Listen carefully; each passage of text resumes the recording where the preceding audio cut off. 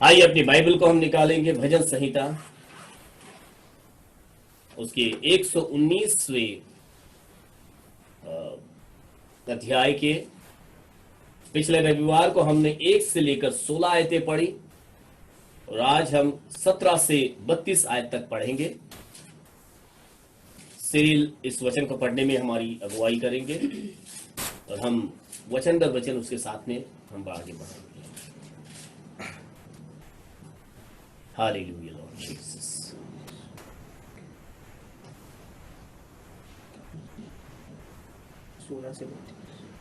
17 से 32 भजन संहिता 119 17।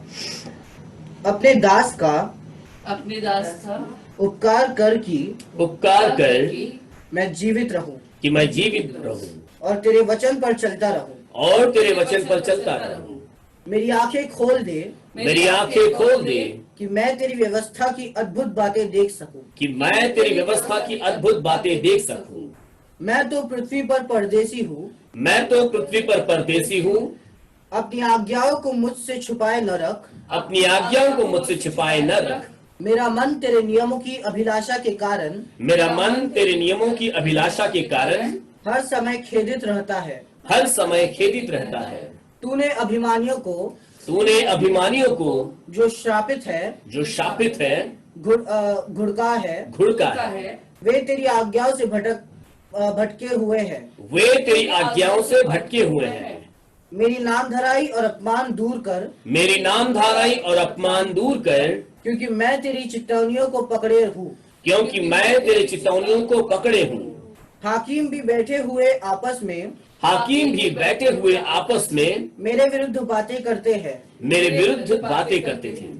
परंतु तेरा दास तेरी विधियों पर ध्यान करता रहा। तेरी चितौनियां मेरा सुखमूल और मेरे मंत्री है। मैं धूल में पड़ा हूँ। तू अपने वचन के अनुसार मुझको जिला। मैंने अपनी चाल चलन का तुझसे वर्णन किया है और तूने मेरी बात मान ली है। तू मुझको अपनी विधियां सिखा। अपने उपदेशों का मार्ग मुझे बता। तब मैं तेरे आश्चर्य कर्मों पर ध्यान करूंगा। मेरा जीव उदासी के मारे गल चला है। तू अपने वचन के अनुसार मुझे संभाल। मुझको झूठ के मार्ग से दूर कर और करुणा करके अपनी व्यवस्था मुझे दे। मैंने सच्चाई का मार्ग चुन लिया है। तेरे नियमों की ओर मैं चित्त लगाए रहता हूँ। मैं तेरी चितौनियों में लवलीन हूँ। हे यहोवा मेरी आशा न तोड़। जब तू मेरा हियाव बढ़ाएगा तब मैं तेरी आज्ञाओं के मार्ग में दौड़ूंगा। प्रभु यीशु मसीह इस वचन के पढ़े जाने पर हम सबों को आशीषित करे। यदि आप लोग खड़े हो, आप लोग बैठ सकते हो। आइए थोड़ा देर इस वचन पर हम रोशनी डालेंगे। थोड़ा देर इस जो भाग हमने पढ़ा है इस भाग पर मनन करेंगे कि परमेश्वर इस पूरे भाग से हमसे क्या कहना चाहते हैं। अगर यदि हम उसके टाइटल के ऊपर पहले हम यदि ध्यान दें तो दोनों भाग मतलब इस जो भाग हमने पढ़ा 17 से लेकर 32 आयतें, ये दो हिस्सों में हमने पढ़ा और दोनों ही हिस्सों को अलग अलग टाइटल दिया गया है।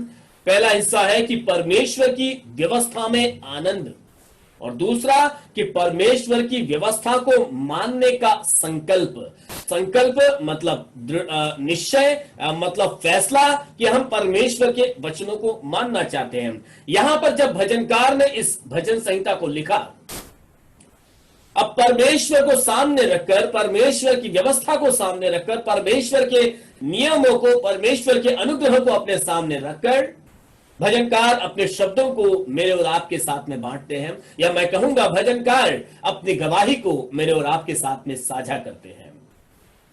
यदि हम इसके 17वीं आयत को पढ़ेंगे तो यूं लिखता है, अपने दास का उपकार कर कि मैं जीवित रहूं और तेरे वचन पर चलता रहूं। यहां पर एक प्रार्थना हम भजनकार की परमेश्वर के चरणों में देखते हैं कि भजनकार यहां परमेश्वर से विनती करता है, क्योंकि जानता है कि यदि मेरे नथुनों में श्वास चल रहा है, यदि मैं आज जीवित हूं, यदि मैं कल भी जीवित रहना चाहता हूं, तो सिर्फ परमेश्वर ही है जो हमें जीवित रख सकता है। आज संसार के पास जीवित रहने के बहुत से क्रियाकलाप चल रहे हैं कि वे चाहते हैं कि परमेश्वर को बाईपास करके हम अपने लिए एक जीवन को बनाएं, परंतु आज तक ऐसा हो नहीं पाया।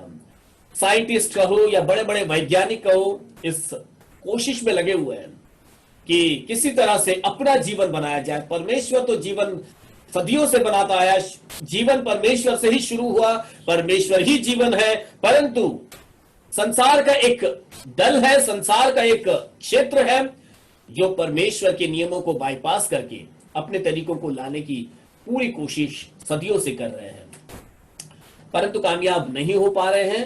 कैसे होंगे? क्योंकि परमेश्वर तो परमेश्वर है और परमेश्वर की बराबरी कौन कर सकता है। यहां तक कि स्वर्गदूत भी जो प्रधानों में था, उसने भी यदि परमेश्वर की बराबरी करनी चाहिए तो वो उसी वक्त स्वर्ग से फेंक दिया गया था। तो मैं और आप क्या है, मनुष्य क्या है? यहां पर भजनकार इस सच्चाई को जानता है और इसीलिए परमेश्वर के आगे ये विनती करता है कि अपने दास का उपकार कर, क्योंकि तेरे उपकार के बगैर, तेरी दया के बगैर, तेरे अनुग्रह के बगैर ये असंभव है कि मैं कल के दिन को देख पाऊं। हालेलुया। मुझे यदि कल का दिन देखना है तो मुझे तेरी दया की जरूरत है प्रभु, क्योंकि शत्रु तो मुंह पसारे खड़ा है, क्योंकि विरोधी तो हमला के लिए पूरी तरह से तैयार है। मेरी छोटी सी गलती या मेरी छोटी सी लापरवाही मुझे जीवतों से मुर्दों में लेकर चली जाएगी, परंतु यदि तेरा उपकार मुझ पर बना हुआ है तो मेरा विरोधी कौन हो सकता है? यदि तू मेरे संग खड़ा है तो मुझ पर कौन हमला कर सकता है? हालेलुया। यहां पर भजनकार इसी बात को मेरे और आपके सामने लेकर आते हैं। कहता है कि अपने दास का उपकार कर कि मैं जीवित रहूं, मुझ पर दया कर। आज मुझे और आपको यही प्रार्थना करनी है, मेरी और आपकी यही प्रार्थना परमेश्वर के चरणों में रहे कि प्रभु मेरे जीवन का कब्जा तेरे हाथ में रहे। जब तू मुझे पवित्र करेगा, जब तू मुझे शुद्ध करेगा, जब तू मुझे बचाएगा, मैं बच जाऊंगा। वरना कौन सा वायरस मुझे खत्म करेगा, वरना कौन सा वायरस मुझ पर हमला करेगा? जब तूने मेरा ताबा ले लिया है, जब तेरे लहू से मैं शुद्ध कर दिया गया हूं, जब तेरे उद्धार के वस्त्र से मैं ढांप दिया गया हूं, तो कौन सी बीमारी या कौन सी तकलीफें मुझे और आपको तोड़ सकती है? हालेलुया। वचन है, और तेरे ऐसा उसके 18 और 19 को हम पढ़ेंगे। लिखा है, मेरी आंखें खोल दे कि मैं तेरी व्यवस्था की अद्भुत बातें देख सकूं। मैं तो पृथ्वी पर परदेसी हूं, अपनी अज्ञानता अपनी आज्ञाओं को मुझसे छिपाए न रख। पूरी बाइबल परमेश्वर की आज्ञाओं से भरी हुई है, पूरी बाइबल परमेश्वर के मार्गदर्शन से भरी हुई है, परंतु कितना ही हम उसको पढ़ने जाएंगे, कितना ही हम सुनते रहेंगे, कितना ही उस पर, लेकिन कई बार हमें वो चीज नहीं मिलती, वो बात हमें दिखती ही नहीं जो परमेश्वर हमें दिखाना चाहता है। क्योंकि कई और बातों ने हमारी आंखों के आगे एक पर्दा डाल दिया है, क्योंकि कई और बातों के कारण हमारी आंखें बंद हो गई है। एक माहौल ऐसा बन गया है, एक परिस्थिति ऐसी बन गई है जिस परिस्थिति ने हमारे ऊपर वो चश्मा चढ़ा दिया है। अब हम वो परिस्थितियों को वैसा नहीं देख पा रहे हैं जैसा मुझे और आपको एक मसीह होने के नाते देखना चाहिए। नजरें बदल गई है, हमने चश्मा बदल दिया है, मतलब हमारे विचार बदल गए हैं। भजनकार इन्हीं बातों को परमेश्वर के आगे रखता है कि प्रभु मैंने कौन सा चश्मा पहना है मुझे नहीं मालूम, मेरा नंबर तो कुछ और था, परंतु मैंने गलत नंबर का चश्मा पहन लिया है और उसमें मुझे दिख नहीं रहा। So he is asking from God, परमेश्वर से वो मांगता है कि लॉर्ड ओपन माय आईज, मेरी आंखें खोल दे कि मैं तेरी व्यवस्था की ओर अद्भुत बातें देख सकूं। लिखता है कि मेरी आंखें इसीलिए खोल कि मैं तेरी व्यवस्था की अद्भुत बातें देख सकूं। मेरी आंखें इसलिए ना खोल कि मैं दूसरों की गुप्त बातों को देख सकूं, कि मैं दूसरों की भविष्य की बातों को जानने में ज्यादा रुचि रख सकूं। आज यदि आप रास्ते पर जाओ और आप किसी जगह पर किसी भी जगह पर आप रहो, जब कुछ हो रहा होता है ना, लोग बेफिजूल में ही भीड़ लगा देते हैं। क्यों? क्योंकि उनको मजा देखना होता है। अपने जीवन की बातों को छोड़कर दूसरों के जीवन में झांक कर उनके जीवन की बुराइयों से आनंद लेना होता है। यहां पर परमेश्वर का दास खुदा बाप से यही मांगता है कि मेरी आंखें खोल, मैं देखूं तो क्या देखूं, मैं तेरी ओर देख सकूं, मैं तेरी व्यवस्था की अद्भुत बातों को समझ सकूं, फालतू बातों पर नहीं। बहुत सारी चीजों पर मनुष्य अपना मन लगाते हैं, बहुत सारी बातों पर मनुष्य अपना ध्यान लगाते हैं, परंतु मेरी और आपकी कामना क्या होनी चाहिए, मेरी और आपकी तमन्ना या मार्ग या हमारा उद्देश्य क्या होना चाहिए, हमारा लक्ष्य क्या होना चाहिए कि प्रभु मैं तेरे व्यवस्था की अद्भुत बातें देख सकूं। व्यवस्था की पुस्तक मेरे और आपके हाथ में है, परंतु हम में से कितने इसकी गहराई को जानते हैं? हम में से कितने इस वचनों को पढ़ते तो है परंतु उसके अनुसार करते नहीं है? क्यों? क्योंकि अभी मुझे और आपको वो बात दिखी ही नहीं है, क्योंकि अभी हमारी आंखें खुली ही नहीं है, क्योंकि अभी हमने गलत चश्मा पहन कर रखा हुआ है। We have to change our specs. हमारे चश्मों को हमें बदलना है। वो कैसे? अपने आप से हम नहीं बदलेंगे। ये तो संसार से बनाया हुआ एक चश्मा है जो दुकान पर जाकर 200-400 में मिल जाएगा, लेकिन जो चश्मा ऊपर से मिलता है उसकी कोई कीमत नहीं लगा सकते हैं। वो चश्मा हमें किसी दुकान पर नहीं मिलेगा, वो चश्मा कोई व्यक्ति हमको बनाकर नहीं देगा, परंतु वो तो हमें ऊपर से मिलेगा। परंतु वो चश्मा हमें खुदा बाप से मांगना होगा। Hallelujah. We have to ask from God, Lord change my, मेरी आंखें को बदल डाल, मेरी आंखों को खोल डाल जो बंद हो चुके हैं, जिसके आगे अंधकार छाया हुआ है, जो साफ साफ देख नहीं पाती हैं, जो दिख रहा है उसको कुछ और ही तरीके से देख रही है। परमेश्वर आप तो मुझे कुछ दिखाना तो चाहते हो, परंतु मैं अपनी तरीके से देख रहा हूं उसको। Lord open my eyes that I may can see. Hallelujah. मैं देख सकूं प्रभु, क्या देख सकूं? तो तेरी अद्भुत बातों को देख सकूं। मेरी आंखें इसलिए नहीं खुली है कि मैं तुझसे दुनियादारी की बातों को देखूं, परंतु प्रभु मैं तुझे देखना चाहता हूं, तेरी व्यवस्था की बातों को देखना और समझना चाहता हूं। उसकी 24वीं आयत में यूं लिखा है, तेरी चित्तौनियां मेरा सुखमूल और मेरे मंत्री हैं। हालेलुया।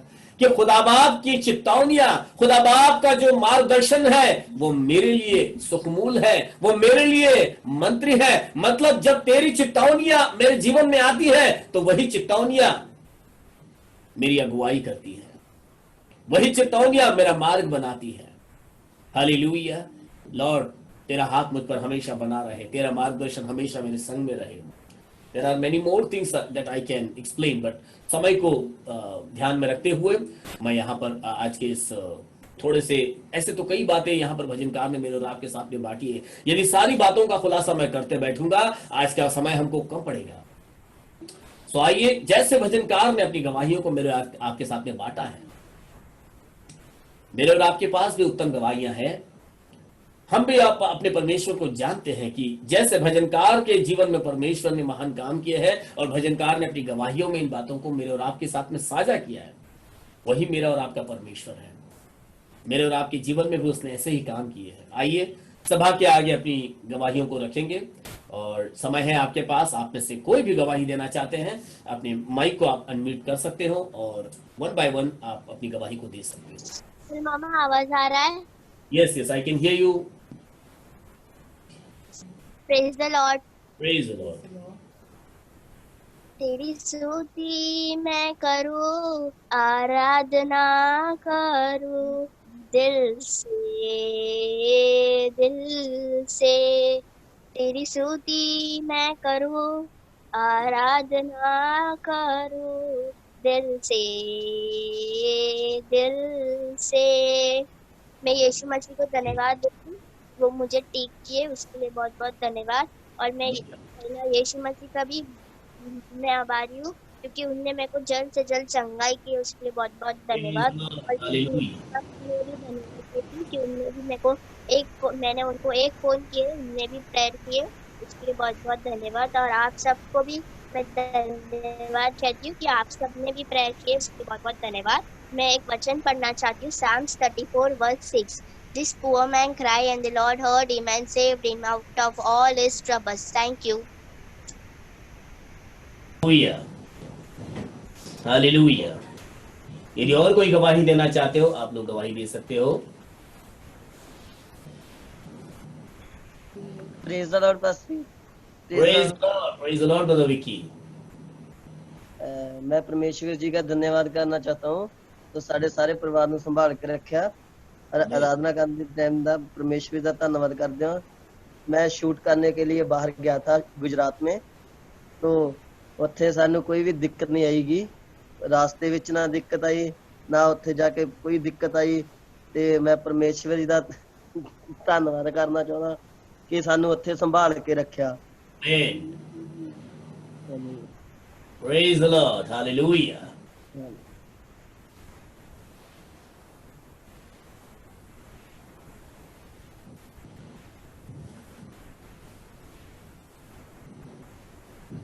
Yes, brother. यदि आप गवाही देना चाहते हैं, आप दे सकते। ब्रदर गोविंद, आप कुछ कहना चाहते हो?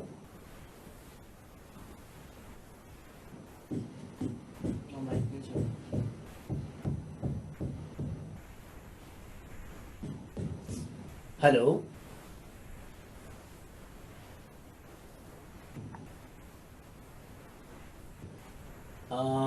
ब्रदर गोविंद, आज आप कुछ कह रहे हो तो हम आपको सुन नहीं पा रहे हैं। यदि आप कुछ कह रहे हो, हम आपको सुन नहीं पा रहे हैं। यदि कोई और गवाही देना चाहते हैं,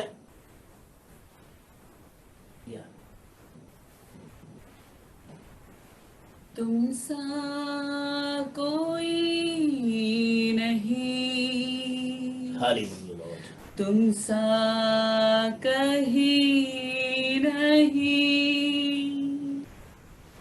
अब है पूरा यकीन, तुम सा कोई नहीं, यीशु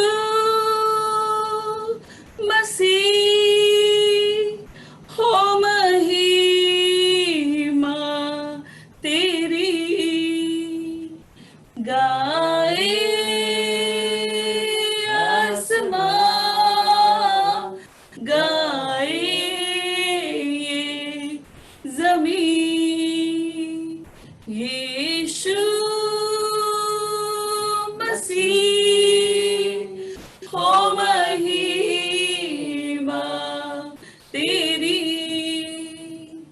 गाए आसमां, गाए ज़मीन। मैं प्रभु यीशु मसीह को धन्यवाद देती हूँ कि प्रभु ने हफ्ता भर संभाल कर रखा, हर एक ज़रूरतों को अपने स्वर्गीय भंडार से पूरा किया और हर एक वायरस बीमारी से बचा कर रखा। बाहर आने जाने में प्रभु ने अगुवाई की, इसके लिए प्रभु यीशु मसीह के नाम को धन्यवाद देना चाहती हूँ। और प्रभु यीशु मसीह सचमुच एक महान परमेश्वर है, इसके लिए इस सुबह के सुंदर समय में सभा के सामने उनको धन्यवाद देना चाहती हूँ। दूसरी गवाही मैं सिस्टर वर्षा की ओर से देना चाहती हूँ। वो हमारे साथ यूट्यूब में जुड़ती है, लेकिन जूम में नहीं होने की वजह से वो गवाही नहीं दे पा रही हैं।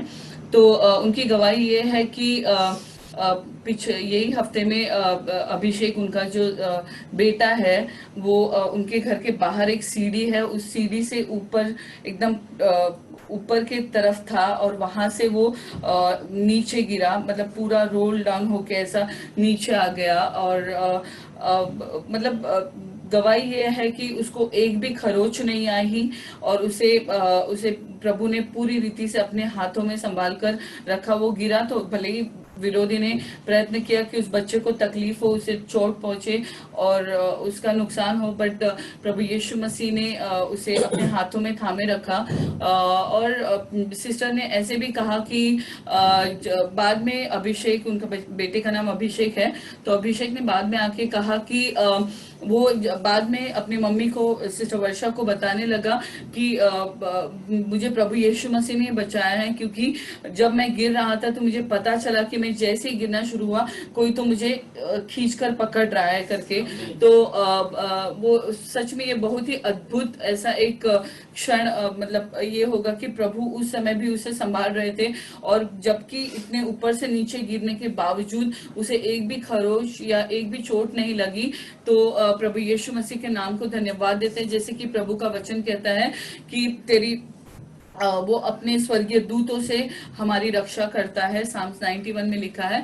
तो वैसे ही प्रभु अपने दूतों की छावनी हम हरे के संग और खासकर अभिषेक के आसपास में लगा कर रखा, इसके लिए प्रभु यीशु मसीह के नाम को धन्यवाद देते हैं। मैं सिस्टर वर्षा की तरफ से ये गवाही को शेयर किया है। प्रभु उन्हें बहुत आशीर्वादित करें और उस परिवार को संभाल कर रखें। आमीन, आमीन, हालेलुया। यदि और कोई गवाही देना चाहते हो, आप अपने माइक को अनम्यूट करके गवाही दे सकते हो।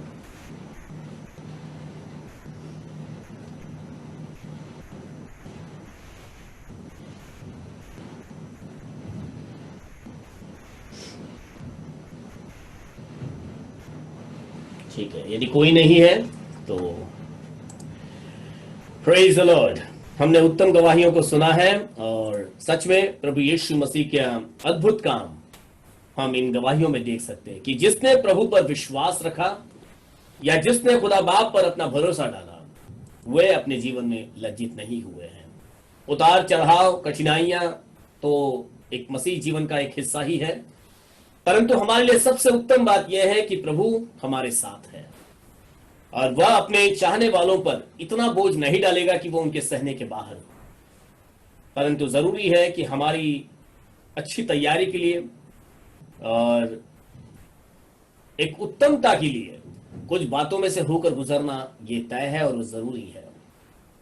हमने भाई विकी की गवाही पंजाबी में सुनी। यदि आप लोग समझ चुके होंगे कि उन्होंने एक सफर किया और प्रभु ने उनके संग रहे, उन्हें कामयाबी दी और उन्हें हर नुकसान से बचाया, हर रुकावट से बचाया।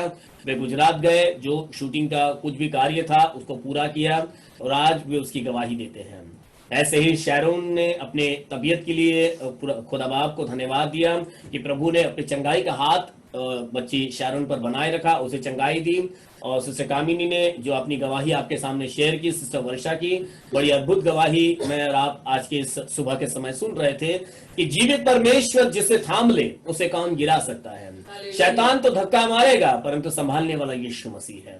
जब प्रभु यीशु मसीह ने मेरे और आपके जीवन का कब्जा ले लिया है तो हमें किस बात का भय है। फिर हमें आगे बढ़ते जाना है, पीछे मुड़कर नहीं देखना है, रास्ते में खड़े होकर सोचते भी नहीं रहना है, परंतु चलते रहना है। खुदा बाप के मार्गों पर आगे बढ़ते जाना है और हम मंजिल को प्राप्त कर लेंगे। हालेलुया। प्रभु यीशु मसीह इन सारी गवाहियों को आशीषित करे। आई बिलीव ब्रदर गोविंद भी कुछ कहना चाहते थे परंतु शायद माइक में कुछ गड़बड़ी हुई है और इसलिए वे अपनी गवाही साझा नहीं कर पाए हैं। परंतु प्रभु उनकी गवाही को भी आशीषित करे और आप सबों को भी प्रभु आशीषित करे।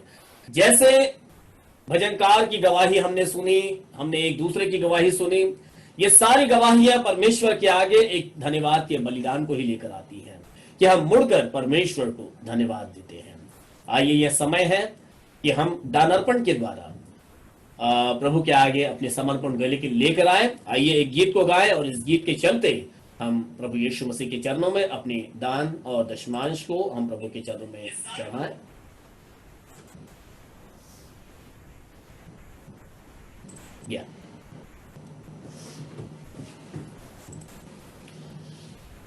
तुझको यीशु भर देगा आशीषों से, एक ही वो तो सहारा है कष्टों और आंसुओं में। Hallelujah Lord Jesus, hallelujah Lord Jesus. तुझको यीशु भर देगा आशीषों से, तुझको यीशु भर देगा आशीषों से,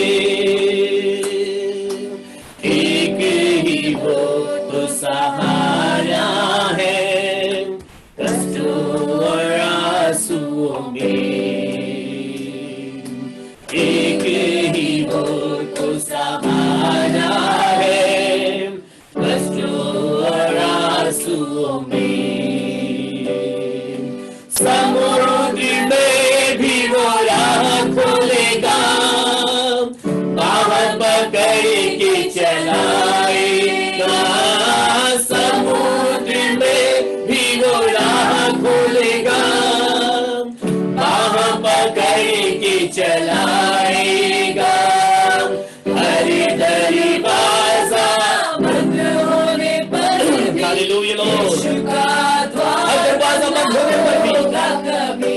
का द्वार बंद न हो, हर दरवाजा बंद होने पर भी यीशु का द्वार बंद न होगा कभी तुझको यीशु भर देगा आशीषों से तुझको, यीशु भर देगा आशीषों से।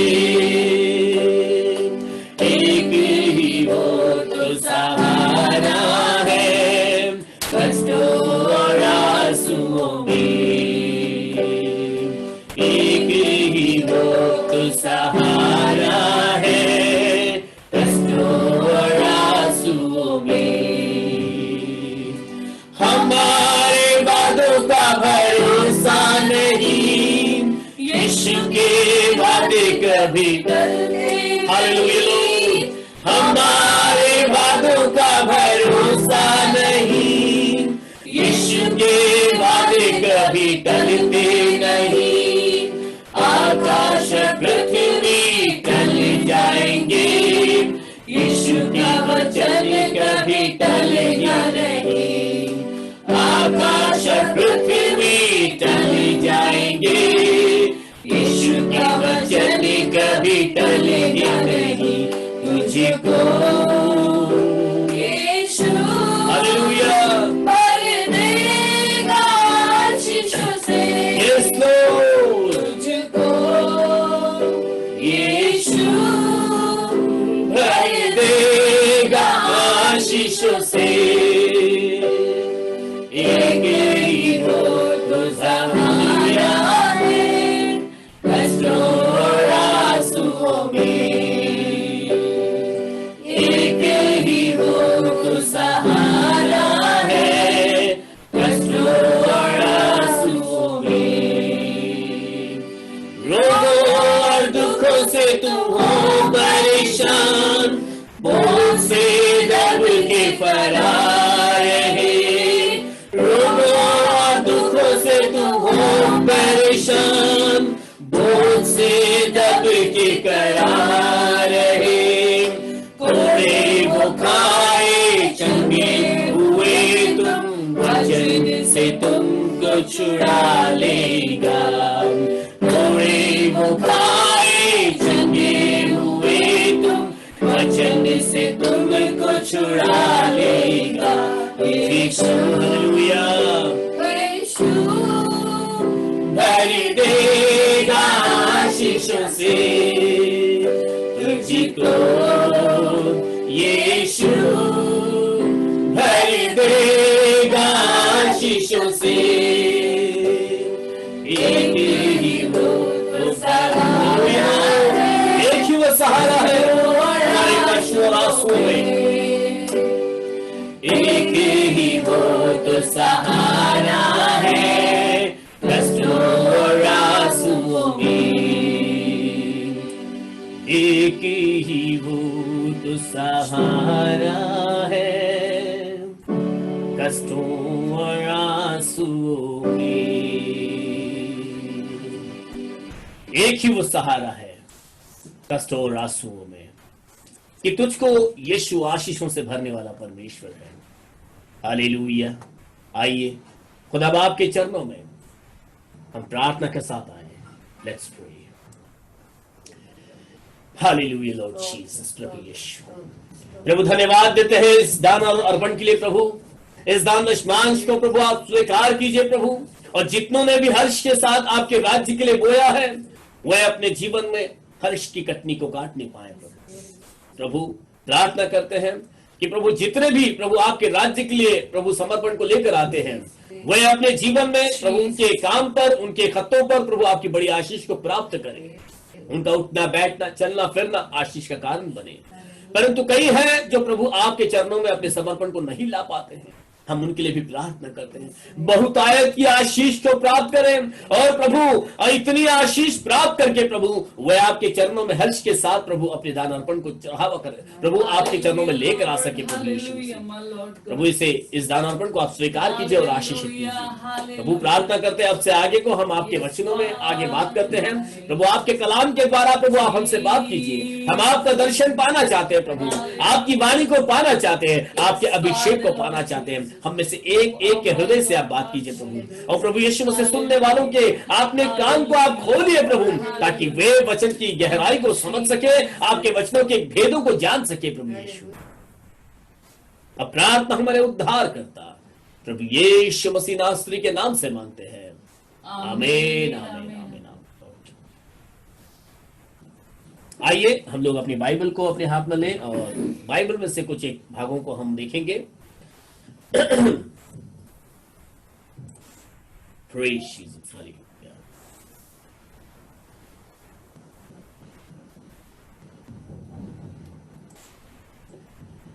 Hallelujah, Lord Jesus.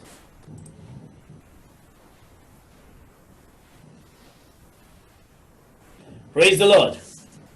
So फिर एक बार खुदा बाप के चरणों में आप सबों का मैं वचन के सुनने के लिए जो अपने कान को खोलते हैं, आप सबका मैं प्रभु के वचन में स्वागत करता हूं। बीते कई दिनों से हम खुदा के दासों के द्वारा, खुदा बाप के लोगों के द्वारा हम वचनों को सुन रहे हैं और प्रभु का मार्गदर्शन प्राप्त कर रहे हैं। मैं आपको याद दिलाना चाहता हूं कि हफ्ते भर हम जो भी वचन सुनते हैं, सोमवार से लेकर शनिवार तक या रविवार तक, हफ्तों के 7 दिन प्रभु ने हमें वचन सुनने का अनुग्रह दिया है। और यह वचन इसीलिए हम सुन पाते हैं या सुनना, प्रभु हम तक इन वचनों को लेकर आता है ताकि प्रभु के जो चुने हुए लोग हैं, जैसे हमने गीत भी गाया, बुलाए हुए और चुने हुए हम विश्वासियों के नाम प्रभु यीशु मसीह ने हम सभी के लिए चाहे कि हम सब जयवंत जीवन जिए, हम सब आगे को बढ़ते हुए कामयाब रहे। हर क्षेत्र में, हर क्षेत्र में जयवंत हमें होना है और प्रभु की बातों को अपने जीवन में प्राप्त करना। ऐसे नहीं कि कुछ एक बातों के अंदर, परंतु जीवन का हर क्षेत्र प्रभु चाहता है कि हम जय प्राप्त कर लें। आप क्या समझते हैं कि हम किस बात पर जयवंत हो जाए? ऐसे तो जीवन के कई नियम हैं, परंतु मैं सारी बातों को आपको नहीं बताकर आपके जीवन की एक बातों को मैं इसे बताऊंगा। और जैसे जैसे प्रभु हमारी अगुवाई करेंगे, हम एक एक बातों पर आगे को मनन करेंगे। कई बातें हैं हमारे जीवन के अंदर, जैसे भाई रोहित ने कल चिंता के विषय में बात की और फिर हफ्ते भर हमने अलग अलग लोगों से अलग अलग विषयों पर बातें सुनी कि जैसे मिलर पास्टर ने कहा कि यीशु मसीह आने वाले हैं और मुझे और आपको उसके लिए तैयार रहना है। और फिर मैंने सबका लिख कर रखा है क्योंकि मैं थोड़ा ध्यान देना चाहता था कि हफ्ते भर के संदेश के जो टाइटल्स है या वो विषय है, वो हमें पूरे हफ्ते में एक दिन में मतलब क्या उसका एक सार निकलता है।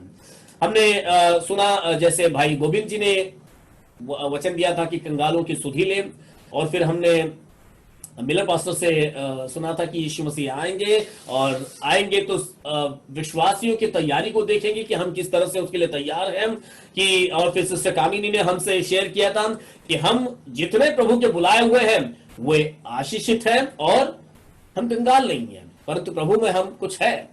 अब हमने जो परसों जो मिलर पास्टर से सीखा वो था कि इजराइलियों की जो परमेश्वर ने जिस तरह से अगुवाई की, जिस तरह से परमेश्वर इजराइलियों के संग रहा, इन सारी बातों में से मैं और आप बहुत कुछ सीख सकते हैं। ये सारी बातें मेरे और आपकी सीखने के लिए हैं। इन बातों को हमने इजराइल की पूरी यात्रा में हमने देखा। और फिर कल भाई रोहित ने हमें चिंता के बारे में बताया कि हम मनुष्य चिंता करके अपने एक भी बाल को सफेद या काला नहीं कर सकते, या हम चिंता करके रेलगाड़ी से आगे नहीं भाग सकते। हालेलुया। हम चिंता करके अपने जीवन का कोई क्षेत्र बदल नहीं सकते, परंतु इन सारी बातों को यदि हम देखेंगे तो हमें पता चलता है कि परमेश्वर हमें हर क्षेत्र में सिद्ध और तैयार करते हुए हमें जयवंत करना चाहता है। परमेश्वर का एक मकसद है कि हम अपने मंजिल को प्राप्त कर लें, लेकिन वो मंजिल जब प्राप्त करे तो पूरी तैयारी के साथ प्राप्त कर ले। यदि एक व्यक्ति इंजीनियर बनना चाहता है, यदि एक व्यक्ति अपने जीवन में कुछ खास मकाम प्राप्त करना चाहता है, तो उसे पहली कक्षा से शुरू करना होता है। पहली से उसको हर छोटी, हमें ऐसा लगता होगा पहली के बच्चों को क्या सिखाना है, अ आ ई ई यही तो सीखना होता है, परंतु शुरुआत वही से वो करता है। और वहां से सीखते सीखते आप अगर यदि उस पूरे प्रोसीजर को आप देखोगे तो आगे आगे जाकर रास्ता कठिन बनता जाता है, मेहनत बढ़ती जाती है और फिर कई ऐसी बातें सीखनी पड़ती है जो उस व्यक्ति को इंजीनियर या डॉक्टर या साइंटिस्ट या जो भी उसको उसके लक्ष्य में बनना होता है वो उसको बना देते हैं। तो ऐसा नहीं है कि एक बच्चा जन्म हुआ और वो स्कूल गया ही नहीं और सीधे 25 साल का हो गया, 28 साल का हो गया, अब उसको सीधा डॉक्टर बनना है और वहां पर गया, 2 गोली खा ली और वो डॉक्टर बन गया। ऐसा अभी तक हुआ नहीं और ना कभी होगा। परंतु ये एक जीवन का मूल है, मैं कहूंगा जीवन का एक बुनियादी नियम है कि हमें स्टेप बाय स्टेप सारी बातों को सीखते हुए ही आगे बढ़ते हुए हम उस मंजिल तक पहुंचना, वो नियम है ऐसा। तो हमने बीते हफ्ते में अलग अलग व्यक्तियों के उदाहरण देखे, हमने अय्यूब के जीवन से कुछ सीखा, हमने इजराइलियों से सीखा, हमने यूसुफ की भी घटना सुनी।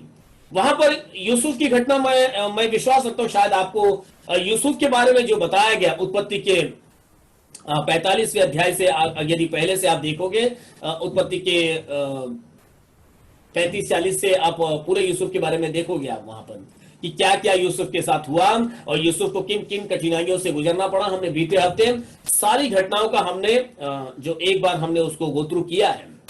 मैं भी आपको वही बातें थोड़ा सा बताना चाहूंगा कि यूसुफ का एंड क्या हुआ, मतलब यूसुफ इन सारे परीक्षाओं से जब गुजरा तो अंत में उसको क्या मिला। आप सब जानते हो कि अंत में जो यूसुफ के हाथ में आया वो पूरा इजिप्ट का शासन उसके हाथ में आ गया था। पूरे इजिप्ट में फिरौन के बाद उसी की बात सुनी जाती थी, यानी कि यूसुफ के हाथ में बड़े बड़े निर्णय करने का अधिकार आ गया था। यूसुफ एक ऐसे स्थान पर था जहां से वो बड़े बड़े फैसले ले सकता था और उसकी बात सबसे आगे रखी जाएगी। उसका आदेश लगभग राजा के आदेश के समान ही था। आप सोच सकते हो कि एक ऐसा लड़का जो अपने घर में निंदित हुआ, जो अपने घर में सताया गया, जिसके लिए जीना उतना आसान नहीं था जितना मैं और आप सोच सकते हैं, चाहे उसे पिता का पूरा प्यार मिल रहा था। यूसुफ के बारे में स्टेप बाय स्टेप हमने पूरा सुना है, फिर भी मैं आपको थोड़ा सा उसका आउटलाइन बताना चाहूंगा यूसुफ के बारे में।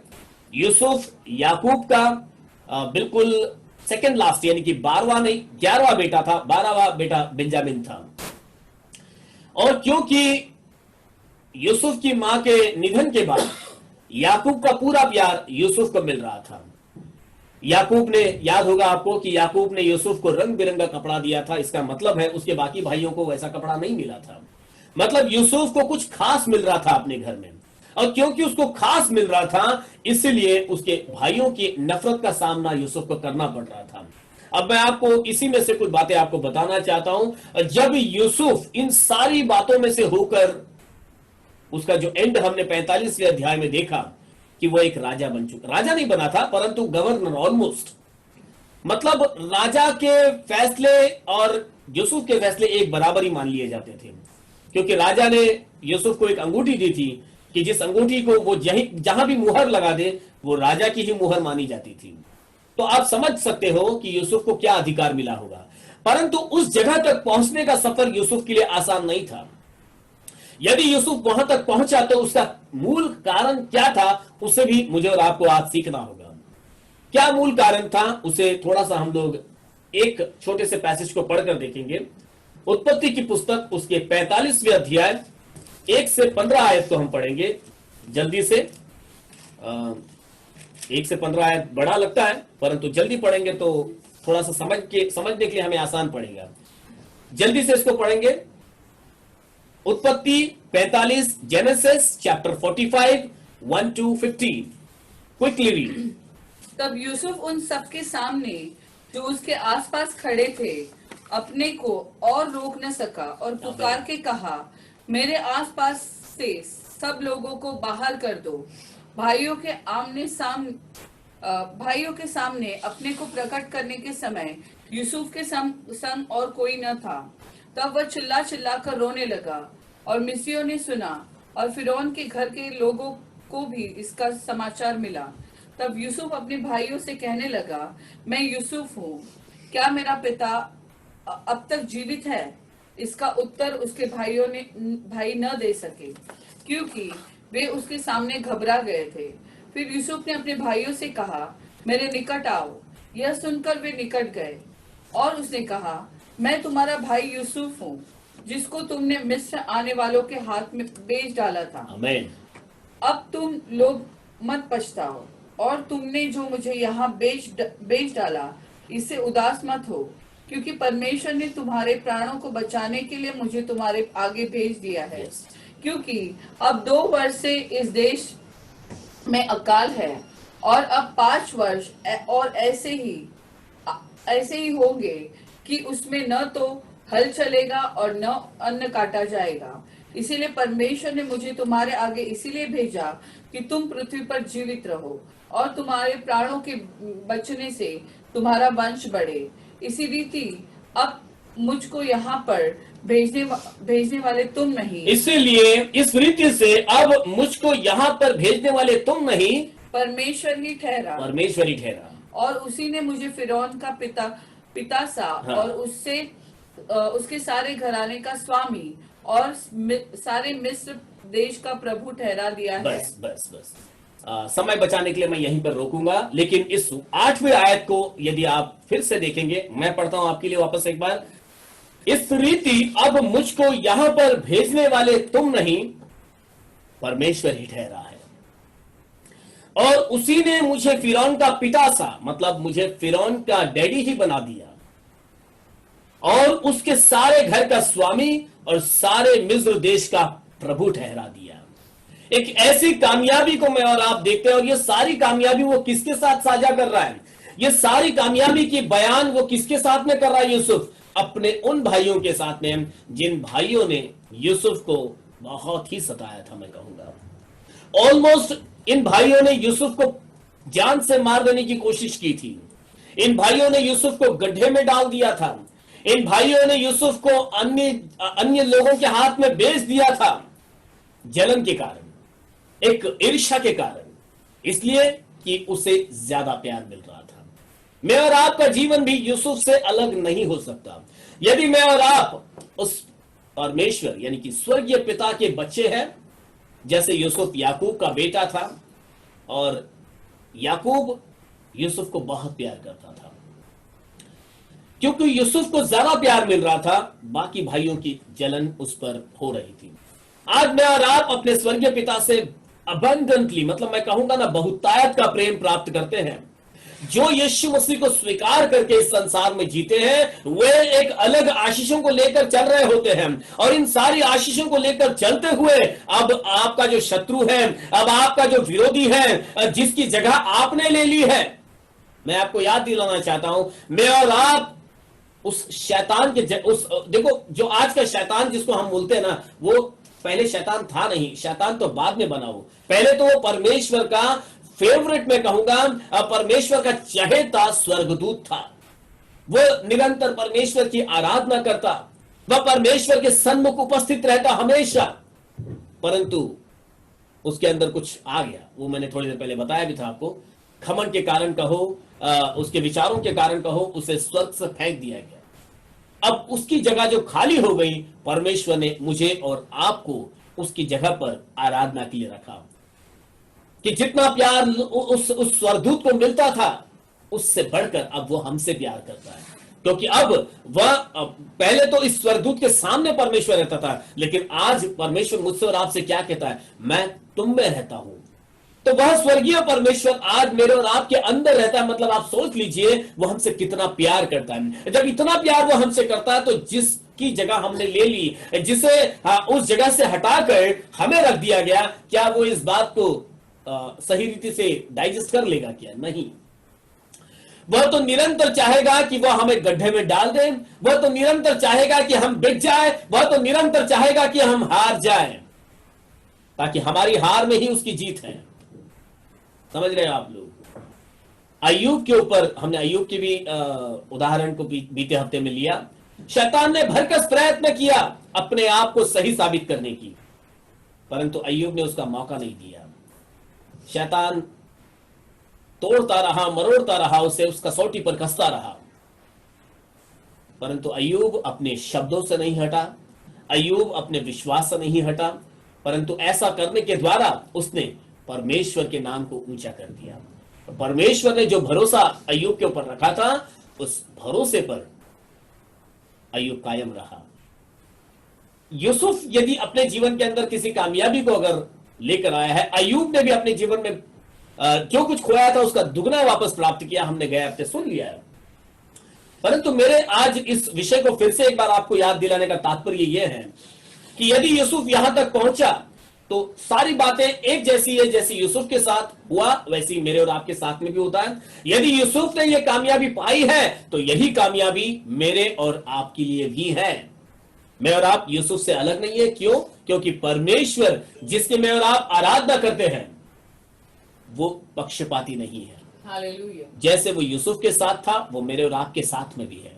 जैसे यूसुफ को प्यार मिला है वही प्यार मेरे और आपके लिए भी है।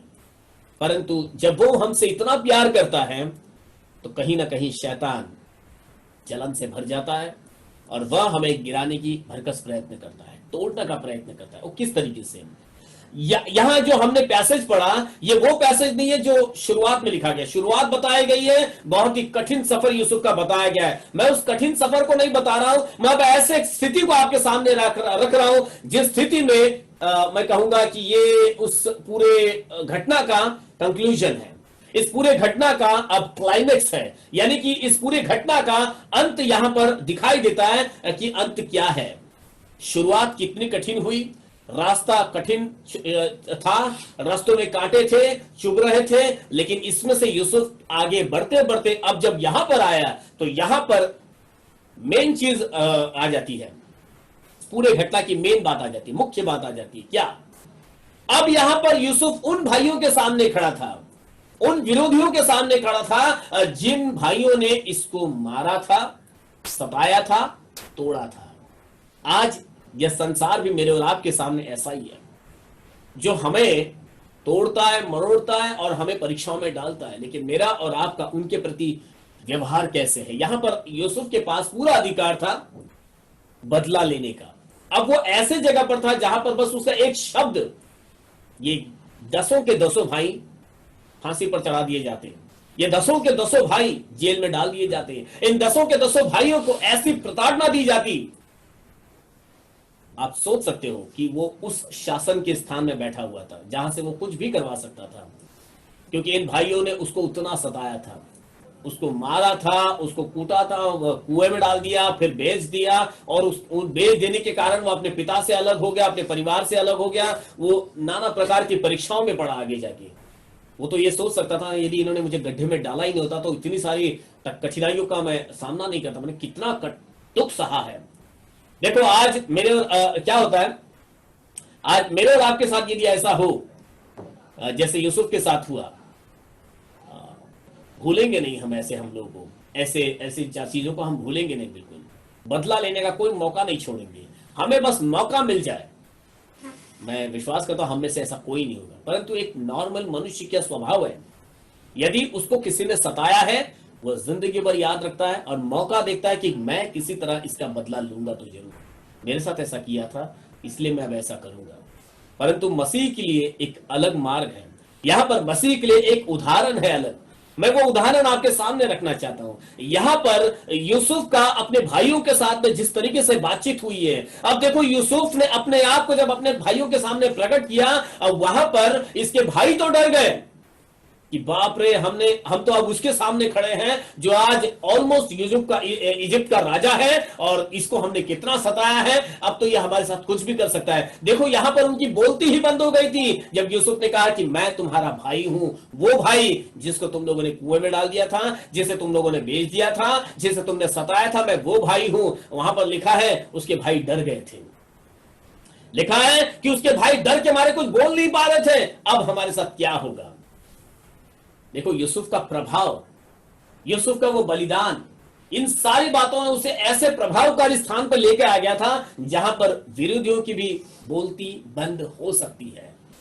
परंतु मेरे और आपके हाथ में उस समय में भी एक सही निर्णय करने का टाइम होता है कि हम उस समय निर्णय क्या करते हैं। यूसुफ का हृदय ही कुछ ऐसा था, इसीलिए तो उस स्थान पे था वो। इसीलिए तो यदि वो इन सारी परीक्षा में कहीं पर भी हार जाता, जो मेरे जितना स्टडी मैंने इस विषय का किया है, उसने 10 परीक्षाओं का सामना किया। उन 10 परीक्षाओं को मैं आज आपको नहीं बताऊंगा, लेकिन उस 10 परीक्षाओं में वो हर समय मारा गया, हर समय वो तकलीफ में डाला गया, जेल में था और वो बेचा गया, कुएं में डाला गया, मैनी ट्रायल्स, यहां तक कि एक बार तो ऑलमोस्ट उसको फांसी ही मिलने वाली थी, परंतु फिर भी प्रभु उसके संग था। वो उन सारी चीजों में वो पास होते हुए आगे बढ़ता गया, हर परीक्षाओं में वो पास हुआ, और इसीलिए आज वो इजिप्ट का राजा बना हुआ था। राजा नहीं, परंतु इजिप्ट का गवर्नर बना हुआ था। देखो, यदि आप, मैं और आप भी यूसुफ के से हृदय को लेकर चलेंगे, यदि मैं और आप भी यूसुफ के से विचारों को लेकर चलेंगे, तो प्रभु हमें ऐसे प्रभावशाली स्थान पर ला सकता है जहां पर हमारे विरोधियों की बोलती बंद हो सकती है, जहां पर हमारे विरोधी भी हमें देखकर मतलब घबरा सकते हैं। वो फिर उनके पास ऐसा कोई मार्ग नहीं होता कि वे हम पर हमला करें। यहां पर यूसुफ की एक खास बात मैं आपको दिखाता हूं, वो ये कि उसमें इस समय में कोई कड़वाहट नहीं थी, बिटरनेस। मैं यहां पर एक मन की कड़वाहट के बारे में आपको बताना चाहता हूं। आप यदि यूसुफ के शब्दों को यहां पर देखोगे, अभी भी वो अपने भाइयों से इतने कोमल तरीके से बात कर रहा है, रो रो के बात कर रहा है, गले लगकर बात कर रहा है। देखो, मारने वालों को भी गले लगाकर बात करने की बात किसमें है? क्या मुझ में और आप में है क्या? परंतु यूसुफ में था। परमेश्वर ने यही बात यूसुफ के अंदर देख ली थी। वो यहां तक इसीलिए पहुंच पाया था क्योंकि यूसुफ इन सारे संयमों के साथ में, इन सारे धैर्यों के साथ में, इन सारे शिक्षणों के साथ में यहां तक पहुंचा था। तभी परमेश्वर ने उसे उस स्थान पर बैठाया था। और सिर्फ इसीलिए नहीं बैठाया था, वो उस स्थान पर यूसुफ का होना भी, जैसे यूसुफ का एक आखिरी वचन हमने यहां पर पढ़ा, इस रीति से अब मुझको यहां पर भेजने वाले तुम नहीं हो। यूसुफ कहता है इस रीति से, मतलब जब मैं इस स्थान पर आज पहुंच चुका हूं और जो भी मेरे साथ में हुआ होगा वो सारी बातों को होकर जब मैं यहां पर हूं, तो यहां पर अब मैं जब आ गया हूं तो ये लाने वाला, यहां पर पहुंचाने वाले मुझे तुम नहीं हुए, परंतु परमेश्वर ने मुझे यहां पर कुछ खास कारण से पहुंचाया है। मैंने और आपने वो कारण भी बीते हफ्ते में सुना कि यूसुफ यदि उस स्थान पे ना होता तो याकूब के पूरे घराने के लिए बचना बहुत कठिन था। याकूब का पूरा घराना इसी में से बचना था, याकूब का पूरा घराना इसी में से आगे बढ़ना था। यदि यूसुफ यहां पर नहीं पहुंचता, आज वो इस स्थान पर बैठा हुआ था, आज वो मिस्र का गवर्नर बना हुआ था, इसीलिए उसने अगले 7 साल का इंतजाम करके रखा हुआ था। अगले 7 साल, मतलब पहले के 2 साल तो बीत चुके थे, अब बचे हुए 5 साल थे। तब इसके भाई लोग इससे आके मिले थे, मतलब उस बचे हुए 5 साल के लिए इनके पास भोजन नहीं था, यूसुफ के भाइयों के पास। परंतु क्योंकि यूसुफ वहां पर था, क्योंकि यूसुफ वहां का अधिकारी था, क्योंकि यूसुफ ने सब कुछ मैनेज किया हुआ था, इसीलिए अब अगले 5 साल भी याकूब के बाकी बच्चों को भी खाना मिलने वाला था। मेरे भाई और बहनों, मैं आपको बताना चाहता हूं क्या ऐसा किया होगा यूसुफ ने, या क्या ऐसा था यूसुफ के पास। सबसे पहले था समर्पण।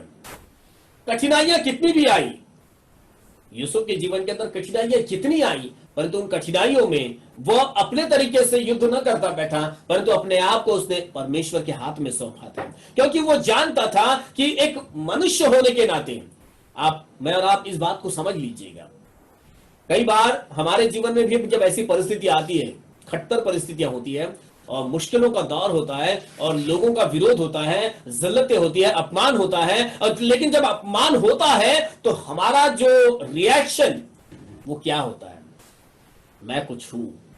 But there we have to remember कि नहीं, यदि आज अपमान भी मेरे साथ में हुआ है, यदि मेरे साथ कोई कठिन समय भी चल रहा है, तो मुझे चाहिए कि मैं अपने स्थान को पहले देख लूं कि मैं हूं क्या। यदि मैं परमेश्वर के हाथ में हूं, समझ लीजिएगा, सबसे पहले इस बात को आप समझ लीजिएगा कि आपको अपनी मुश्किलों को परमेश्वर के हाथ में सौंप देना है। यदि परमेश्वर के हाथ में आपने इन सारी बातों को रख लिया तो परमेश्वर ही है जो उन सारी परिस्थितियों को बना सकता है। यूसुफ ने उस समय यही किया, खुद अपने तरीके से लड़ाई करते हुए अपने भाइयों के पास उसका विरोध करते नहीं गया, परंतु सारी परिस्थितियों को परमेश्वर के हाथ में सौंप कर वो आगे बढ़ता रहा। एक वचन को पढ़ेंगे हम लोग, पहला पत्रस उसके 5वें अध्याय को के 7वें वचन को। जो कल हमने पढ़ा था, भाई रोहित ने हमसे पढ़वाया था, पहला पत्रस 5 अध्याय का 7 वचन। हमें क्या करना है? अपनी जो भी परेशानियां चिंताएं हैं वो हमें प्रभु के हाथ में सौंप देनी है। अपनी सारी चिंता अपनी सारी चिंताएं उसी पर डाल दो। यस, उसी पर डाल दो। क्योंकि उसको तुम्हारा ध्यान है। क्योंकि उसको तुम्हारा ध्यान है। एक और वचन साथ ही साथ में पढ़ना, फिलिपियों उसके पहले अध्याय के 8वें वचन को पढ़ना। फिलिपियों पहला अध्याय 8 वचन।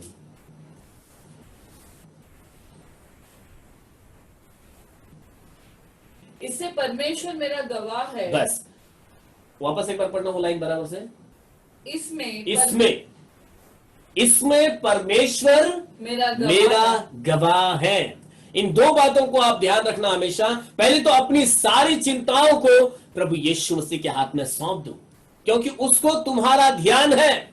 और दूसरा बात पौलुस कहता है कि इसमें परमेश्वर मेरा गवाह है, मतलब सारी परिस्थितियों में परमेश्वर आपके संग खड़ा हुआ है, परमेश्वर की दृष्टि आप पर लगी हुई है, परमेश्वर आपके हर एक क्षण का लेखा लेता है, परमेश्वर हर एक बातों को जानता है, वह आपका गवाह है। जैसे अय्यूब की गवाही परमेश्वर ने दी। जब शैतान घूम घाम के यहां वहां से परमेश्वर के सामने आकर खड़ा हुआ, तो परमेश्वर की और शैतान की जब बातचीत हुई, तो वहां पर शैतान ने ऐसा नहीं कहा कि मैं अय्यूब से मिलके आया, मैं अय्यूब को जानता हूं। नहीं, वहां शुरुआत परमेश्वर ने की, क्या तूने मेरे दास अय्यूब को देखा है? आप सोच सकते हो, यदि किसी व्यक्ति की गवाही परमेश्वर दे रहे हैं, हालेलुया, यदि किसी व्यक्ति की गवाही परमेश्वर उसके नाम लेकर दे रहे हैं, क्या ही भली बात होगी। क्यों ऐसा होगा? क्योंकि परमेश्वर का ध्यान निरंतर अय्यूब पर लगा हुआ था। परमेश्वर का ध्यान निरंतर आप पर लगा हुआ है। परमेश्वर आपका गवाह है। परमेश्वर की निगाहें निरंतर आपको निहारती हैं। तो आप अपनी चिंताओं को लेकर कितना दौड़ोगे, आप अपनी परेशानियों को लेकर कितना लड़ोगे, आप अपनी लड़ाई कितनी लड़ोगे, हार तो निश्चित है। लेकिन यदि परमेश्वर आपकी लड़ाई लड़ेंगे, तो उस लड़ाई को जिताने वाला भी वही रहेगा। वो लड़ाई कभी आप हारोगे नहीं, परंतु अपनी लड़ाई को आप परमेश्वर के हाथ में सौंपे। आप अपना तरीका ना अपनाएं। मनुष्य जब किसी के साथ में कोई बुरा हो रहा होता है, वो अपनी तरीके इस्तेमाल करता है। वो तुरंत एक्शन में आ जाते हैं। मतलब किसी के साथ कुछ बिनस जाए, किसी के साथ कुछ बातचीत हो जाए, कुछ टेढ़ा मेढ़ा बात हो जाए, तुरंत एक्शन में आ जाएंगे। क्या एक्शन होगा? वो उसको ग्रुप में से निकाल दो, और उस ग्रुप में से हम निकल जाएं, उससे बात करना बंद कर दें, उसको ये बोल देंगे, इससे उसकी बात करेंगे, मतलब हम एक एक्शन में आ जाएंगे। किसी तरह मैं बता दूं कि मैं नाराज हो गया हूं, किसी तरह मैं लड़ाई करूं। हाँ, ये तो हो नहीं सकता कि हम डंडे लाठी से लड़े, लेकिन कुछ तो तरीके आज बहुत है हमारे पास लड़ने के। परंतु यदि उस समय में शांति के साथ में बैठकर हम वो लड़ाई परमेश्वर के हाथ में सौंप दें। मनुष्य ने मेरे साथ जो किया वो किया, परमेश्वर तो सब जानता है। हालेलुया। जब परमेश्वर मेरा गवाह है, तो मैं क्यों रास्ते निकालूं ढूंढने लड़ाई के? मैं क्यों उसके अंदर गलतियां करता बैठूं? हालेलुया। जब परमेश्वर आपका गवाह है, जब आपकी बातों को परमेश्वर ने अपने हाथ में ले लिया है, जब परमेश्वर आपके लिए चिंता कर रहे हैं, तो फिर मैं और आप क्यों अपने तरीकों से लड़ाई को शुरू करें? So surrender everything to God's hand. Yusuf ने वही किया। यूसुफ इस लड़ाई को करने में खुद आगे नहीं बढ़ रहा था, परंतु उसने परमेश्वर को ही आगे रखा। आप सारे पैसेज को पढ़ोगे, वहां पर आपको पता चलेगा कि यूसुफ हमेशा विश्वास योग्य बना रहा। दूसरी बात यूसुफ को पता थी, दूसरी बात आपको भी ध्यान में रखनी है, मुझे, हम सबको यह ध्यान में रखनी है, व्हाट वी आर। सबसे पहले हमें जानना है कि हम लोहे के बने हुए नहीं है, हम रिमोट कंट्रोल से चलने वाले नहीं है। हमें ऐसा नहीं है कि 4 गोलियां मार दे तो हमें कुछ होगा ही नहीं, ऐसा नहीं है। हम एक मनुष्य है, मतलब मिट्टी से बने हुए मनुष्य हैं। सो we have to remember always that we all made by clay। हम सब परमेश्वर के हाथों से मिट्टी के द्वारा बनाए गए हैं। और जब मिट्टी से बने हुए हैं, तो हम तो हमेशा जब किसी के फ्यूनरल में जाएंगे, वहां पर तो हमेशा इस वचन को सुनते हैं, मिट्टी से आया मिट्टी में चला जाएगा। जब मालूम है कि हम मिट्टी ही होने वाले हैं, तो हमारा अहंकार कहां तक हमारे साथ में रहेगा, हमारा घमंड कहां तक लेकर जाएंगे? वो सब कुछ एक दिन धूल में मिल जाएगा और मिट्टी जो है वो मिट्टी में चली जाएगी। सो एक मिट्टी अगर अपने आप को हम समझते हैं तो इस मिट्टी को अपने आप पर कितना घमंड होना चाहिए, इस मिट्टी को अपने आप पर कितना अहंकार होना चाहिए? बिल्कुल भी नहीं होना चाहिए, क्योंकि वो उस मिट्टी को ये मालूम होना चाहिए वो कुम्हार के हाथ में है। यदि कुम्हार के हाथ में अपने आप को सौंपेंगे, आपने कुम्हार को देखा होगा, एक पॉटर बोलेंगे उसको इंग्लिश के अंदर, जो कुम्हार जो मिट्टी के बर्तन बनाता है, हम एक मिट्टी है और हम उस कुम्हार के हाथ में है, स्वर्गीय कुम्हार के हाथ में। और कुम्हार क्या करता है? उस मिट्टी को एक आकार देता है। देखो, हमारे स्वर्गीय परमेश्वर ने हमें मिट्टी ही रहने नहीं दिया है, इस मिट्टी में से उठाकर उसने हमें एक आकार दिया है। और जब आकार दिया जाता है ना, तो बहुत कुछ हो रहा होता है उसमें, बर्तन के साथ में। यदि एक मिट्टी का बना हुआ बर्तन बोलने लगे तो वह बता सकता है कि उसकी उत्पत्ति कैसे हुई, कहां से उसको कैसे निकाला गया, और फिर उस मिट्टी को किस तरह से, मैं गए हफ्ते ही एक वीडियो देख रहा था एक कुम्हार की, वो किस तरह से मटके बना रहा था। कुम्हार को तो तकलीफ हो ही रही थी, लेकिन कुम्हार इस बात से खुश हो रहा था कि मैं खूबसूरत बर्तन बना रहा हूं। आप देखिए, कुम्हार और एक मिट्टी के बीच का एक नाता आप अगर देखोगे ना, तो आप समझ जाओगे आपके और आपके परमेश्वर के बीच में रिश्ता क्या है। अब परमेश्वर ने आपको उस मिट्टी से उठाया, आपको बनाया, और आपको उत्तम बनाने के लिए परमेश्वर को तकलीफ कम नहीं हुई है। परमेश्वर को क्रूस पर चढ़ना पड़ा है, परमेश्वर को अपना लहू बहाना पड़ा है, ताकि आप में वो खूबसूरती आ सके, ताकि आपके अंदर वो पवित्रता आ सके, ताकि आप शुद्धता प्राप्त करके एक खूबसूरत स्थान में एक खूबसूरती को मतलब प्राप्त कर सके। प्रभु यीशु मसीह ने मुझे और आपको खूबसूरत बनाने के लिए, मुझे और आपको अच्छा बनाने के लिए क्रूस पर इसीलिए लहू बहाया, ताकि मैं और आप नाश ना हो जाएं, ताकि मैं और आप इस नरक में ना चले जाएं, स्वर्गीय स्थान को प्राप्त करें। अब जब खूबसूरती देनी है, तो खूबसूरती देने के समय तकलीफ तो होगी थोड़ी, उस मटके को भी तकलीफ होती है, मुझे और आपको भी तकलीफ सहना ही पड़ेगा। आराम से एकदम फेदर, क्या बोलते हैं उसको, पंख के गादी पर उड़ी मार मार के तो हम स्वर्ग में नहीं पहुंचेंगे। कठिनाइयां तो आएंगी, तकलीफें आएंगी। मतलब जब आप उस कुम्हार को देखोगे मिट्टी का ढेला बनाते हो, तो आप देखना उस मिट्टी का ढेला उठाता है, पानी डालेगा, उसको ऐसे जोर जोर से पटकेगा ताकि वो उतनी मुलायम होती जाए, पटक पटक कर गूंद गूंद कर उसको इतना मुलायम बनाएगा, फिर चाक पर डालेगा, फिर उसको घुमाएगा घुमाएगा घुमाएगा। और आप देखो किस तरह से वो उसको आकार दे रहा था, मोल्ड कर रहा होता है बिल्कुल से, उस बर्तन का आकार बिल्कुल बेढब से खूबसूरती में आने लगता है। परंतु तकलीफ हो रही होती है, उसमें उसको दर्द हो रहा होता है, उसमें वो मुड़ रहा होता है, टूट रहा होता है। परंतु जब उस अंत में जब उस मिट्टी के ढेले को साइड में रखा जाता है, उसने एक खूबसूरती को पा लिया होता है। अब यहाँ पर उसका सफर तब भी नहीं खत्म होता है, अब उसके आगे भी जब उसको अंत तक बना रहना है, तो उसको भट्टी में डाला जाता है, उसको पकाया जाता है, उसमें उसको जो है जलाया जाता है, तब जाकर एक मजबूत बर्तन मेरे और आपके घर में आता है, जो हम घर में रखते हैं, सजा कर रखते हैं, इस्तेमाल करते हैं और उसको संभालते भी हैं, और वो लंबा समय तक हमारे घर में टिकता है, टूटता नहीं। क्यों? क्योंकि उसका बनाया जाना बहुत कठिनाई से हुआ था। यूसुफ का भी बनाया जाना कुछ ऐसा ही हुआ। यदि आप और मैं उस परिस्थिति को समझ लेंगे कि आज यदि मेरे जीवन के अंदर ये कठिनाइयां हैं, ये मुश्किलें चल रही हैं, मेरे विरोधी हैं, मुझे सता रहे हैं, तो आपको इस बात को समझना होगा कि what you are, that we are all clay, हम सब मिट्टी ही है, और यह हमारा एक प्रोसेस चल रहा है कि हम खूबसूरती को प्राप्त करें। यदि अपने जीवन में कड़वाहट को लेकर चल रहे होंगे, यदि अपने जीवन के अंदर इन मुश्किलों, इन जो ऐसी नेगेटिव बातों को लेकर चल रहे होंगे, तो हमारे जीवन में वो खूबसूरती आनी थोड़ी कठिन हो जाएगी। I believe whatever I am saying you are understanding, कि यदि यूसुफ ने अपने जीवन के अंदर उस खूबसूरती को पाया है, वहां पर लिखा है कि जब यूसुफ के भाई यूसुफ से मिले तो वो चमक रहा था, बिल्कुल वो दमक रहा था, एकदम उसका तेज बिल्कुल देखने पा रहा था, इतना तेज था उसके ऊपर, उसके भाई उसको पहचान भी नहीं पाए थे। वही भाई था, कोई विग लगाकर नहीं बैठा हुआ था, कोई दूसरा तरह का मेकअप नहीं करके बैठा हुआ था, लेकिन उसके भाई ही उसको नहीं पहचान पाए थे।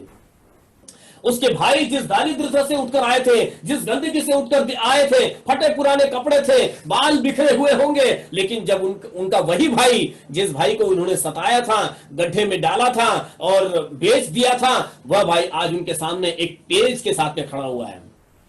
प्रभु ने उसको उस तेज तक पहुंचाया था।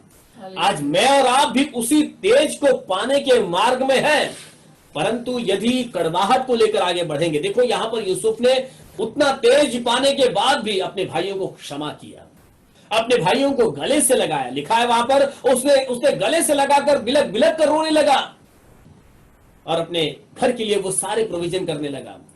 यहां पर कई बातें हैं जो मैं आपको और भी बता सकता हूं।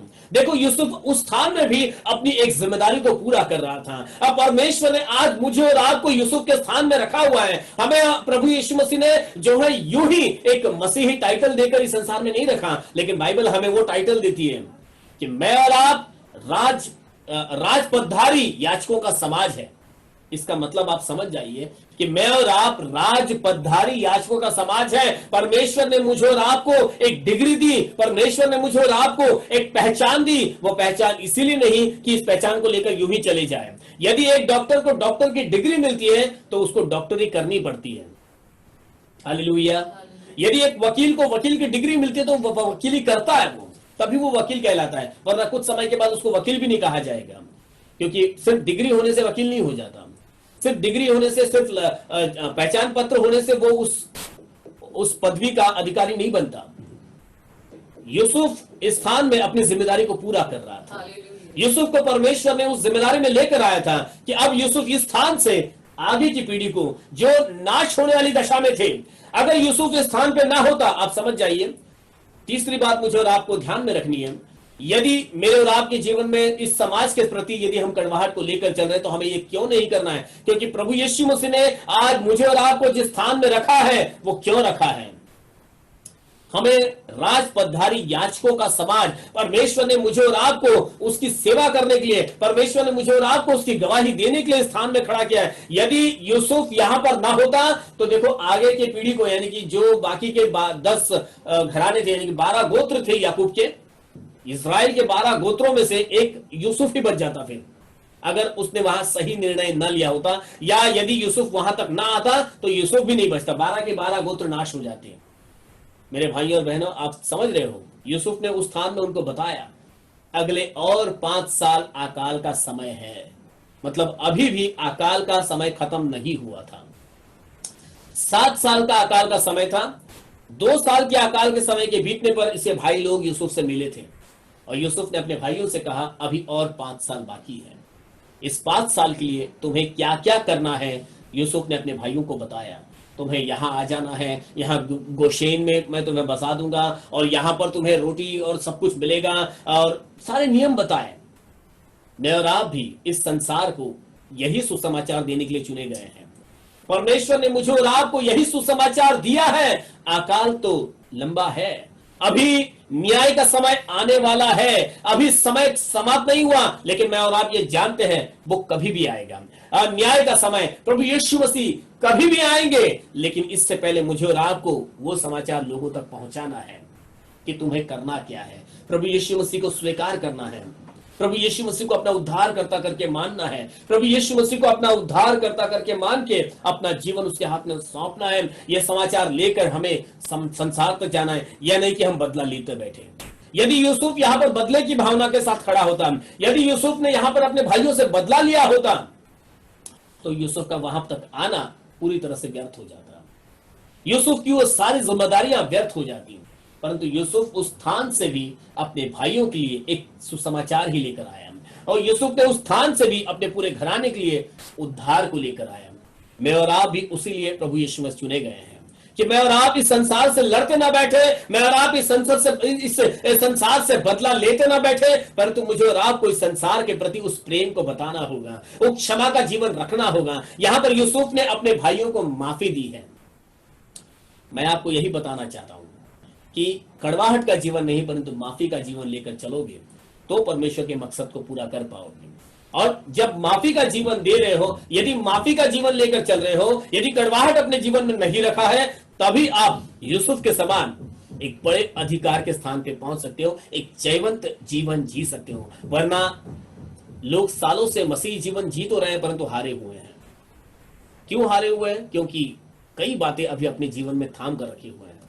बदला, ईर्ष्या, नफरत और विरोध की बातें, और कोई भी मसीहियत की बातें तो दिखती नहीं है, परंतु मसीहियत की पहचान को लेकर जरूर चलते हैं।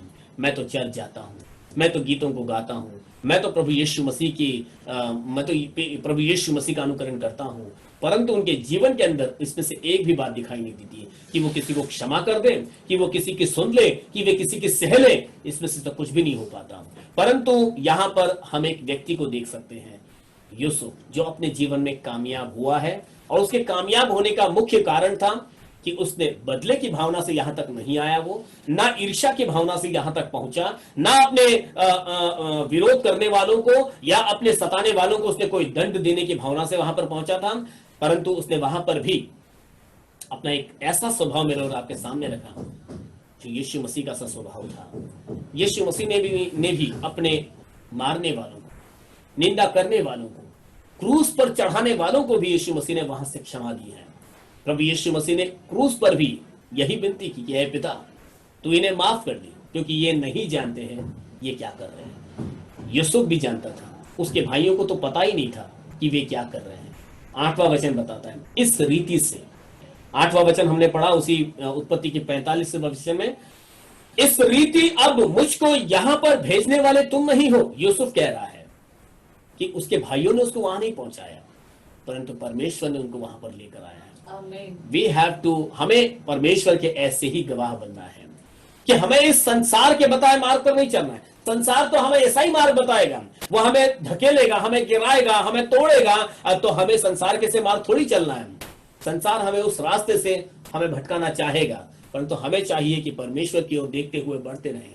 That what we are, हम क्या है, हमारी जिम्मेदारी किसने ली है, हमें क्या जिम्मेदारी पूरी करनी है, ये एक एक बिंदु मैं आपको बता रहा हूं। सबसे पहले आपको अपनी सारी चिंताएं प्रभु के हाथ में सौंप देनी है। दूसरी, अपने आप को आपको परखना है, क्या ये लड़ाई करने योग्य मैं हूं, जिस लड़ाई को परमेश्वर लड़ना चाहिए, क्या मैं परमेश्वर की बराबरी कर सकता हूं। ये दूसरी बात है कि अपनी युद्ध, अपनी लड़ाई परमेश्वर के हाथ में सौंप दें। वो जब आपके लिए लड़ेगा तो आप कभी नहीं हारोगे अपने जीवन में, जैसे यूसुफ नहीं हारा।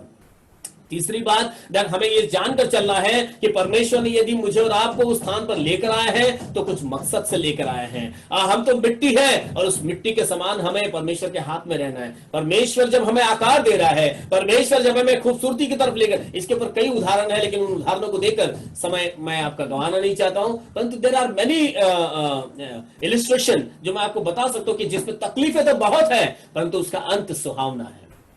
तो लोगों के शब्दों से हमें चोट पहुंचती जरूर है, लोगों के व्यवहारों से हम दुखी जरूर होते हैं, परंतु हमें चाहिए कि हमें क्षमा का जीवन लेकर चलना है और हमें उसी संसार के लिए हमें यीशु मसीह के गवाह बनना है। क्या गवाही है हमारी कि मैं और आप तो उद्धार पा रहे हैं, कि मैंने तो उद्धार पा लिया है, मैंने सच्चे परमेश्वर को पाया है, तुम भी पा सकते हो। हाँ, अकाल अभी लंबा है, समय अब और बाकी है प्रभु के आने के लिए, परंतु हमारा यह संदेश हो संसार के लिए कि तैयार रहो। हमें क्षमा का हृदय लेते हुए, हमें एक ऐसा स्वभाव जो यीशु मसीह का सा स्वभाव था, एक क्षमा का स्वभाव, हाँ, गले लगाने का स्वभाव हमें रखना होगा। सिर्फ मसीह होने से हम स्वर्ग नहीं जाएंगे, सिर्फ मसीह होने से हमारा उद्धार पक्का नहीं है। बहुतेरे हैं जो हे प्रभु कहेंगे, परंतु वे स्वर्ग में नहीं जाएंगे, क्योंकि कारण यही है, वे अपने बुलाए जाने को भुला देंगे। तो याद तो करें, हम स्मरण रखें हमारा बुलाया जाना क्यों हुआ, क्यों हमें परमेश्वर ने चुना है कि हम इस संसार के लिए गवाह बने। और कैसे गवाह बने? एक क्षमा करने वाले गवाह, एक ऐसा जीवन जिए कि जिसमें कईयों के लिए उद्धार का कारण हम बन सके, आशीष का मूल बन सके। यह नहीं कि नफरतों का मूल बन सके। तो नफरतों को छोड़े, नाराजगियों को छोड़े, कड़वाहट को निकाले। जैसे यूसुफ ने अपने जीवन में कड़वाहट को लेकर उस कामयाबी को नहीं पहुंच सकता था, परंतु उसने कड़वाहट को एक तरफ रखा, कड़वाहट को उसने अपने जीवन से निकाल दिया, क्षमा का हृदय रखा, अपने भाइयों को गले से लगाया और उनके लिए आगे बहुत समय तक के लिए यूसुफ ने जो है प्रोविजन किया, उन्हें वो मार्ग बताया जिस मार्ग की उन्हें कोई अंदाजा नहीं था। उनको क्या लग रहा होगा कि अकाल 1-2 साल का था, अब खत्म हो जाएगा, अगले साल खत्म हो जाएगा, परंतु यूसुफ ने उनको सच्चाई बताई, यूसुफ ने उनका घर बसाया, यूसुफ ने उनके अगले हर एक दिनों का पूरा प्रोविजन किया। आज प्रभु ने मुझे और आपको इसीलिए चुना है। प्रभु यीशु मसीह इन सारे वचनों के पढ़े जाने पर हम सबों को आशीषित करें। आइए हम सब अपने स्थान पे खड़े हो और इसी बातों को अपने जहन में रखें कि आज मैं कैसे हृदय को लेकर, किन विचारों को लेकर परमेश्वर के सामने उपस्थित हूं। यदि मैंने अपने जीवन में कोई भी तरह का कड़वाहट रखा हुआ है, किसी के प्रति यदि नाराजगी मैंने रखी हुई है, यदि किसी के प्रति मैं उदास हूं, तो आज मैं परमेश्वर के सामने अपनी निगाहें उठाऊं और ये जान लूं कि मेरे लिए युद्ध लड़ने वाला कौन है, मेरे लिए रास्ता बनाने वाला कौन है, मैं क्या हूं, क्या इस युद्ध को मैं लड़ सकता हूं, क्या मुझ में वो ताकत है क्या। हम तो मनुष्य हैं, हम इस लड़ाई को नहीं लड़ सकते। जैसे यूसुफ ने अपनी लड़ाई खुद नहीं लड़ी, परंतु परमेश्वर ने उसके लिए लड़ाई लड़ी, वो भी ऐसी लड़ाई थी जिसमें किसी की हानि तो नहीं परंतु जीवन बदल गए। हालेलुया। आइए हम अपनी आंखों को बंद करेंगे, प्रार्थना के साथ आज की इस आराधना को हम समाप्त करें। Let's pray. अपने हृदयों को जांचे, परमेश्वर के हाथ में अपने आप को सौंपे, मांगे परमेश्वर से कि प्रभु यदि आज तक मैं यदि ऐसे ही मन को लेकर चला हूं तो सच में प्रभु मैं नाकामयाब हूं, परंतु प्रभु मैं यूसुफ के समान कामयाब होना चाहता हूं।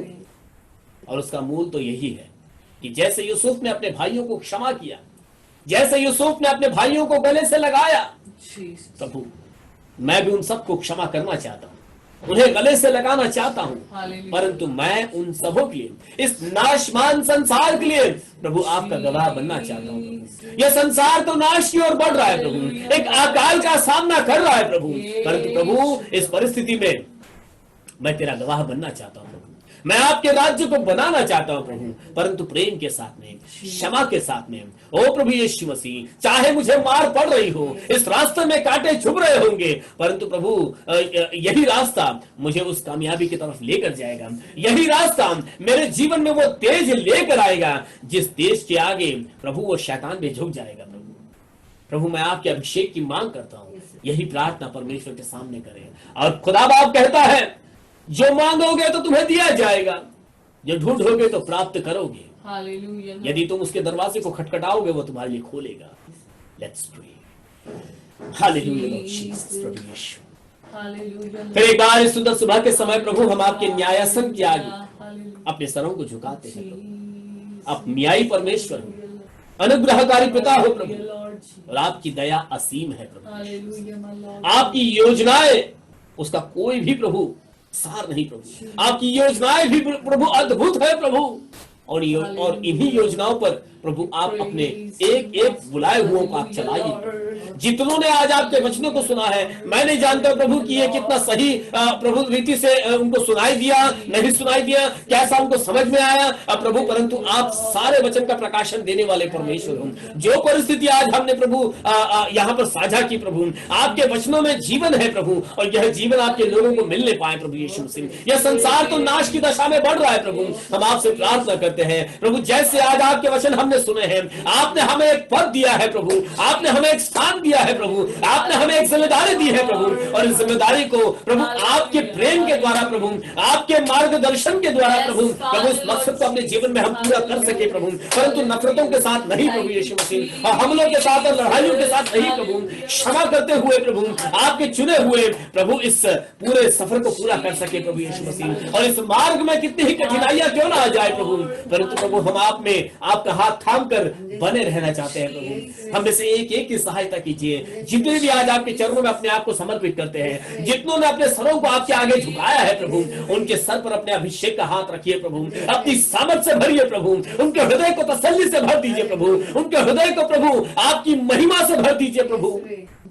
ताकि वे आपकी दया का दर्शन प्राप्त कर सके और उस दया को प्रभु इस संसार में बांट सके प्रभु, उस प्रेम को इस संसार में बांट सके प्रभु, और इस संसार के आगे आपके उद्धार के गवाह बन सके प्रभु यीशु मसीह। एक एक का अभिषेक कीजिए, हर एक को अपने स्वर्गीय राज्य के योद्धा आप बनाइए प्रभु, कि वे आपके राज्य को बनाने वाले बने प्रभु। बच्चे बूढ़े जवान जितने भी आज आपके चरणों में एकत्रित हैं, हर कोई आपके स्वर्गीय आशीषों को अभिषेक को प्राप्त करे प्रभु यीशु मसीह। हम आपको फिर एक बार धन्यवाद देते हैं कि प्रभु आपने प्रभु आपके नाम में जीने वालों के लिए प्रभु आपने उनको सुरक्षा का जीवन दिया, आपने आज तक उनको संभाला, हर बीमारी से बचाए रखा प्रभु यीशु मसीह। जितने भी आज इस जूम में जुड़े हुए हैं, जितने हमें यूट्यूब पे देख रहे हैं प्रभु, होने दीजिए एक एक व्यक्ति प्रभु आपके अभिषेक को प्राप्त करे, आपकी पवित्र आत्मा को प्राप्त करे प्रभु, उनके होठों का कब्जा आप कीजिए, उनके हृदय का ताबा आप लीजिए, सारी करवाहट इससे भक्त निकल जाए प्रभु, आपकी शांति, आपका आनंद, आपका प्रेम उनके हृदय में समाने पाए प्रभु यीशु मसीह। वे आप में पूर्ण